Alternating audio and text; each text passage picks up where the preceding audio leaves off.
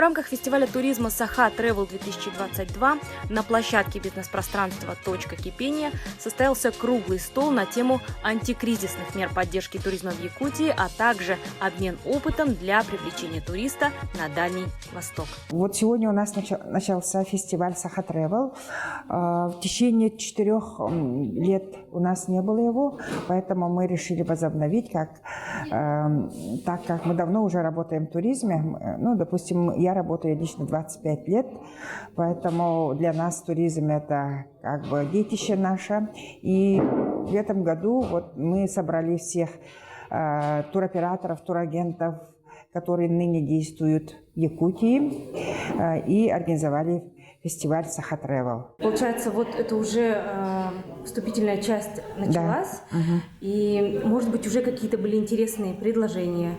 Было очень интересно услышать Туяру Шадрину, которая рассказала, как можно... Сейчас же Инстаграм ушел, и сейчас она рассказала, как можно вести рекламу для турбизнеса. Очень интересные фишки она рассказала, очень интересные пути. Это как бы для наших будущих, не только будущих, но и сейчас действующих турагентов, туроператоров. Это очень ценно и интересно. В своем мастер-классе бизнес-коуч Туяра Шадрина рассказала о том, как грамотно сублимировать привычную для малого бизнеса Инстаграм-площадку доступными на сегодняшний день инструментами. В рамках фестиваля Саха Travel я провела мастер-класс на тему «Что делать?», какие возможности в связи с тем, что Инстаграм резко был признан экстремистской организацией, заблокирован. Люди, компании туристические в том числе, резко одномоментно потеряли большие свои аккаунты. Ну вот спрашивали мы и 10 тысяч, и 15 тысяч, и даже 32 тысячи подписчиков.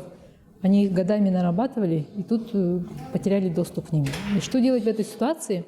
Мы как раз и разбирали на мастер-классе.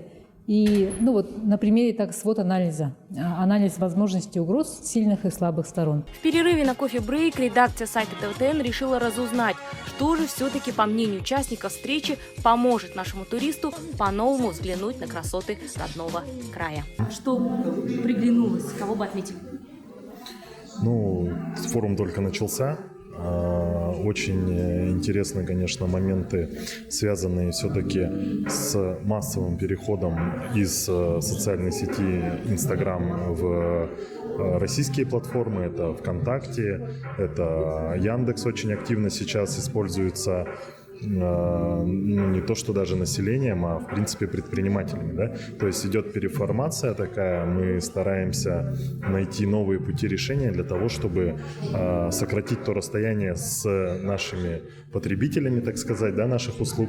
И, соответственно, есть очень неплохие кейсы, да, просто они и были, мы просто ими не пользовались. Мне интересно было послушать коллег из Бурятии, из Приморского края. Вот мы как раз планируем, я сейчас начальник департамента предпринимательства и туризма, и получается мы сейчас планируем сотрудничать с этими регионами, чтобы там по обмену каким-то либо опытом в туриндустрии, да. И также у нас же есть фестиваль «Зима начинается с Якутии», и в рамках этого фестиваля мы сейчас планируем обмениваться также проектами и вообще какими-то идеями. Сотрудничество, конечно же, нужно, особенно на региональном уровне. Естественно, очень отрадно, что у нас сегодня в зале было очень много молодежи-предпринимателей, готовых заниматься турбизнесом. Это очень важно. И отрадно, что наше министерство поддерживает такие идеи, такие как внедрение различных налоговых каникул для начинающих предпринимателей.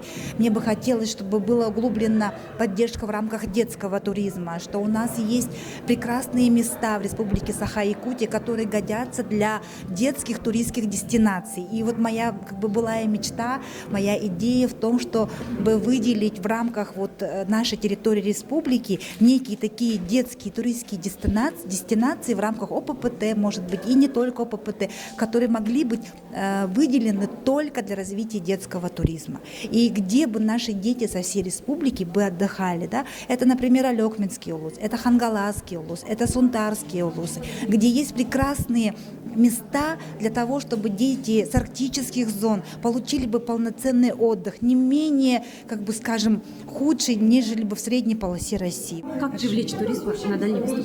На Дальний Восток?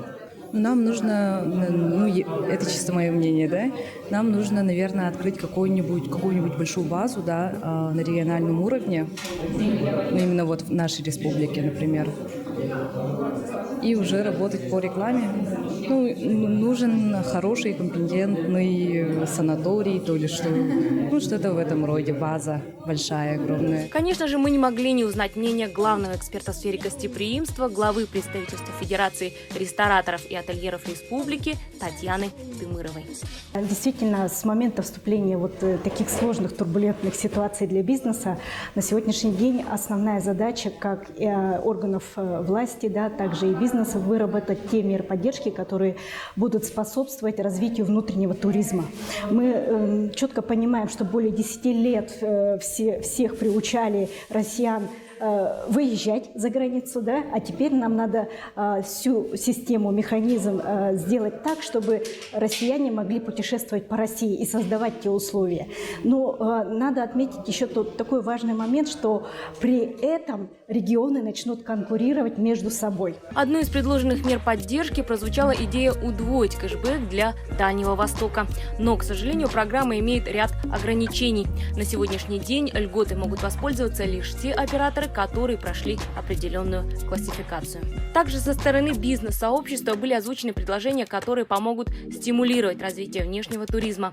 К примеру, предложение воспользоваться маршрутами, которые сейчас на Дальнем Востоке предлагаются по субсидированным тарифам.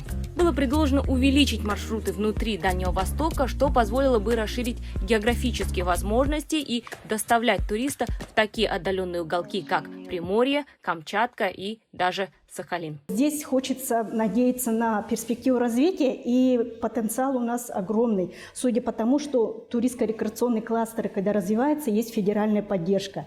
Если наши предприниматели будут осваивать эти федеральные меры поддержки, то кластер, допустим, Ленские столбы, да, направление ТРК Лена, тот же кластер, который направление идет в Амгинский улус, либо Ваймикон, они, в принципе, имеют потенциал роста для того, чтобы создать инфраструктуру, чтобы туристы могли приехать и посетить эти объекты.